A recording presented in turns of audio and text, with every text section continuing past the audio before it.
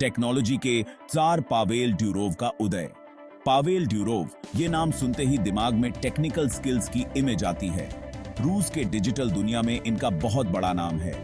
10 अक्टूबर 1984 को जन्मे ड्यूरोव को बचपन से ही कंप्यूटर से बहुत लगाव था और देखते ही देखते ये लगाव इतना बढ़ा कि इन्होंने इंटरनेट की दुनिया ही बदल दी। ड्यूरोव ने सबसे पहले VK की आती बाखू अभी कॉन्टेक्टे बनाया, जो 2006 में लॉन्च हुआ था। ये एक सोशल नेटवर्किंग प्लेटफॉर्म था, बिल्कुल फेसबुक की तरह। VK बहुत तेजी से रूस में फेमस हो गया और ड्यूरोव सबकी जुबान पर छा गए। VK की कामयाबी ने साबित कर दिया कि ड्यूरोव एक विजनरी एंटरप्रेन्योर है और कुछ नया करने से कभी नहीं डरते। रूस से जन्मे, दुनिया को जीतने वाले। टेलीग्राम का जन्म। ये ऐप आज के समय में सबसे लोकप्रिय मैसेजिंग प्लेटफॉर्म्स में से एक है। 2013 में पावेल ड्यूरोव ने अपने भाई निकोलाई के साथ मिलकर टेलीग्राम बनाया। दोनों भाइयों ने मिलकर एक ऐसा ऐप बनाने का सपना देखा जो यूजर्स की प्राइवेसी को सबसे ऊपर रखे। ये एक ऐसा मैसेजिंग ऐप है जो अपनी स्पीड, सिक्योरिटी और प्राइवेसी के लिए जाना जाता है। टेलीग्राम की खासियत इसकी तेज गति और सुरक्षित संदेश भेजने की क्षमता है। VK के एक्सपीरियंस से सीखते हुए ड्यूरोव ने एक ऐसा प्लेटफॉर्म बनाने की सोची जो गवर्नमेंट के कंट्रोल से मुक्त हो और जहां यूजर्स की प्राइवेसी सबसे इंपॉर्टेंट हो। उन्होंने एक ऐसा ऐप बनाने का निर्णय लिया जो यूजर्स को बिना किसी डर के संवाद करने की स्वतंत्रता दे। टेलीग्राम की सबसे खास बात यह है कि इसमें एंड टू एंड एन्क्रिप्शन होता है। ये एन्क्रिप्शन टेक्नोलॉजी यूजर्स के मैसेजेस को सुरक्षित रखती है। इसका मतलब है कि सिर्फ भेजने वाला और लेने वाला ही मैसेज PRH सकता है। कोई तीसरा व्यक्ति, चाहे वो हैकर हो या गवर्नमेंट, मैसेजेस को नहीं PRH सकता। ये चीज टेलीग्राम को दूसरे मैसेजिंग ऐप से अलग बनाती है और इसलिए ये जर्नलिस्ट्स, एक्टिविस्ट्स और उन लोगों को बहुत पसंद है जो अपनी प्राइवेसी को लेकर सीरियस रहते हैं। टेलीग्राम ने उन लोगों के लिए एक सुरक्षित मंच प्रदान किया है जो अपनी बातचीत को निजी रखना चाहते हैं।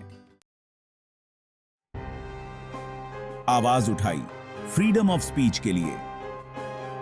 ड्यूरोव का धर्म युद्ध। पावेल ड्यूरोव की कहानी सिर्फ टेक्निकल स्किल्स की नहीं है, बल्कि ये कहानी है फ्रीडम ऑफ स्पीच और राइट टू प्राइवेसी के लिए उनकी लड़ाई की। VK के शुरुआती दिनों से ही ड्यूरोव का रूस की सरकार से कई बार क्लैश हुआ। वो गवर्नमेंट द्वारा यूजर डेटा पर कंट्रोल और इंटरनेट सेंसरशिप के खिलाफ थे। 2011 में रूस की खुफिया एजेंसी FSB ने ड्यूरोव से VK पर पॉलिटिकल एक्टिविस्ट और ऑपोजिशन ग्रुप्स की जानकारी मांगी। उस समय रूस में सरकार के खिलाफ बहुत प्रदर्शन हो रहे थे। ड्यूरोव ने साफ मना कर दिया और पब्लिकली FSB की मांगों को गलत बताया। टकराव का रास्ता। ड्यूरोव बनाम रूसी अधिकारी। पावेल ड्यूरोव और रूस के अधिकारियों के बीच लड़ाई 10 साल से भी ज्यादा समय से चल रही है। ये लड़ाई इस बात पर है कि डिजिटल दुनिया में फ्रीडम ऑफ स्पीच और प्राइवेसी की सीमा क्या होनी चाहिए।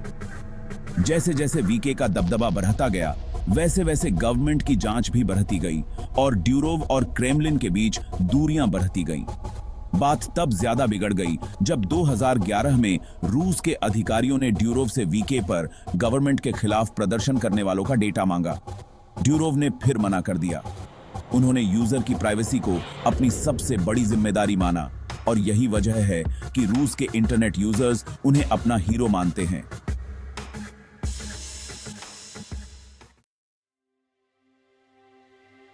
अपना देश छोड़कर ड्यूरोव की डिजिटल शरण। रूस छोड़ने के बाद पावेल ड्यूरोव खुद को अकेला पाते हैं। उनका अपना देश छिन गया था, लेकिन फ्रीडम ऑफ स्पीच और डिजिटल प्राइवेसी के लिए उनका जुनून कम नहीं हुआ।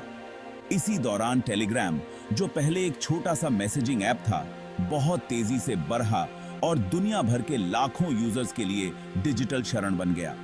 जैसे जैसे टेलीग्राम फेमस होता गया, वैसे वैसे ड्यूरोव का नाम भी बड़ा होता गया। वो डिजिटल राइट्स और इंटरनेट फ्रीडम के लिए आवाज उठाने लगे। उन्होंने उन गवर्नमेंट्स और कंपनीज की आलोचना की जो लोगों की आजादी छीनना चाहते हैं। उनका मानना है कि टेक्नोलॉजी से लोगों को अपने डिजिटल लाइफ पर कंट्रोल देना चाहिए। पेरिस में हड़कंप गिरफ्तारी की अफवाहें फैलती हैं। 2023 के बीच में टेक दुनिया में अफवाहों का बाजार गर्म हो गया। खबर फैली कि पावेल ड्यूरोव को पेरिस, फ्रांस में गिरफ्तार कर लिया गया है। शुरुआत में खबरें साफ नहीं थीं, जिसकी वजह से सोशल मीडिया पर तरह तरह की बातें होने लगीं। कुछ का कहना था कि गिरफ्तारी टेलीग्राम से जुड़ी है, तो कुछ का कहना था कि यह फ्रांस की किसी बड़ी जांच का हिस्सा है जिसमें रूस के लोग भी शामिल हैं।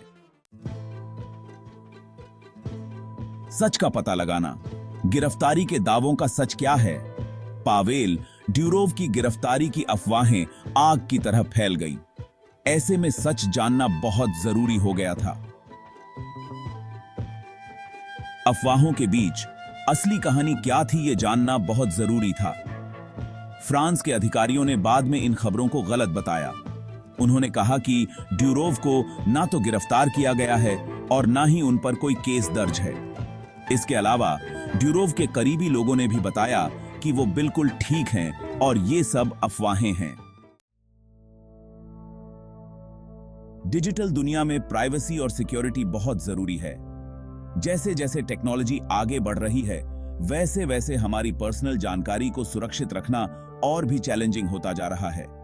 पावेल ड्यूरोव की कहानी, फिर चाहे वो उनकी गिरफ्तारी की अफवाह हो या रूस के अधिकारियों से उनकी लड़ाई, ये बताती है कि आज के समय में प्राइवेसी और सिक्योरिटी कितनी इंपॉर्टेंट है। उनकी डेडिकेशन और संघर्ष ने हमें यह सिखाया है कि हमें अपनी डिजिटल प्राइवेसी के लिए हमेशा सतर्क रहना चाहिए। आज हम सब इंटरनेट से जुड़े हुए हैं। हमारी डिजिटल लाइफ और असली जिंदगी एक दूसरे से जुड़ी हुई है, इसलिए हमारी पर्सनल जानकारी का सेफ रहना बहुत जरूरी है। चाहे हम सोशल मीडिया पर हों, ऑनलाइन शॉपिंग कर रहे हों या ईमेल्स भेज रहे हों, हर जगह हमारी जानकारी का सुरक्षित रहना महत्वपूर्ण है। आजकल डेटा चोरी होना आम बात हो गई है, इसलिए यह बहुत जरूरी है कि हम ऑनलाइन सावधानी बरतें और सोच समझकर अपनी जानकारी शेयर करें। हैकर्स और साइबर क्रिमिनल्स हमेशा हमारी जानकारी चुराने की ताक में रहते हैं। स्ट्रॉन्ग पासवर्ड्स का यूज करना जो आसानी से गेस न हो सकें, बहुत जरूरी है। टू फैक्टर ऑथेंटिकेशन चालू करना और हर लॉगिन के लिए एक एक्स्ट्रा सिक्योरिटी लेयर ऐड करना हमें और भी सुरक्षित बनाता है। सोशल मीडिया पर अपनी प्राइवेसी सेटिंग्स चेक करते रहना बहुत जरूरी है। इससे हम कंट्रोल कर सकते हैं कि कौन हमारी जानकारी देख सकता है और कौन नहीं। ये छोटी छोटी चीजें हमारी डिजिटल पहचान को सुरक्षित रख सकती हैं। हमें हमेशा अपडेटेड रहना चाहिए और नई सिक्योरिटी प्रैक्टिसेस को अपनाना चाहिए ताकि हम अपनी डिजिटल दुनिया में सुरक्षित रह सकें। टेलीग्राम का भविष्य। ड्यूरोव की विरासत क्या होगी? क्या यह ऐप अपने मूल सिद्धांतों पर कायम रह पाएगा या बदलते समय के साथ समझौता करेगा? पावेल ड्यूरोव की कहानी अभी खत्म नहीं हुई है। वह एक विजनरी हैं जिन्होंने डिजिटल दुनिया में एक नई दिशा दी है। टेलीग्राम, जो कि ड्यूरोव के दिमाग की उपज है और डिजिटल दुनिया में फ्रीडम ऑफ स्पीच और प्राइवेसी का प्रतीक है, उसका भविष्य अब भी अस्पष्ट है। यह ऐप यूजर्स को एक सुरक्षित और स्वतंत्र प्लेटफॉर्म प्रदान करता है। ऐप का भविष्य सिर्फ टेक्निकल चीजों पर ही निर्भर नहीं करता, बल्कि पॉलिटिकल हालात और बदलते रूल्स एंड रेगुलेशंस पर भी निर्भर करता है। कई देशों में इसके उपयोग को लेकर विवाद चल रहे हैं। टेलीग्राम को कई गवर्नमेंट्स और रेगुलेटरी बॉडीज से चुनौतियों का सामना करना पड़ रहा है। ये चुनौतियां ऐप के संचालन और उसके मूल्यों को प्रभावित कर सकती हैं। कुछ गवर्नमेंट्स ऐप के एंड टू एंड एन्क्रिप्शन को लेकर चिंतित हैं। वे इसे नेशनल सिक्योरिटी के लिए खतरा मानते हैं। कुछ ने तो टेलीग्राम पर पूरी तरह से बैन लगा दिया है या फिर ऐसे रूल्स बना दिए हैं जिससे ऐप का एन्क्रिप्शन कमजोर हो जाए। यह ऐप के यूजर्स के लिए एक बड़ी चिंता का विषय है। ये डिजिटल प्राइवेसी और फ्रीडम ऑफ स्पीच के लिए एक खतरा है। अगर टेलीग्राम अपने मूल सिद्धांतों पर कायम नहीं रह पाता तो यह एक बड़ी हार होगी। ड्यूरोव की विरासत और उनके विजन का भविष्य क्या होगा, यह समय ही बताएगा। एक डिजिटल रहस्य ड्यूरोव की कहानी अभी बाकी है। पावेल ड्यूरोव की कहानी, जो कि टेक्निकल स्किल्स, दृढ़ता और डिजिटल राइट्स के लिए उनकी लड़ाई को दर्शाती है, हमारे समय की सबसे दिलचस्प कहानियों में से एक है। रूस के एक आम टीची से लेकर दुनिया के जाने माने एंटरप्रेन्योर बनने तक का उनका सफर डिजिटल दुनिया की ताकत और उन चुनौतियों को दिखाता है जो आज हमारे सामने हैं।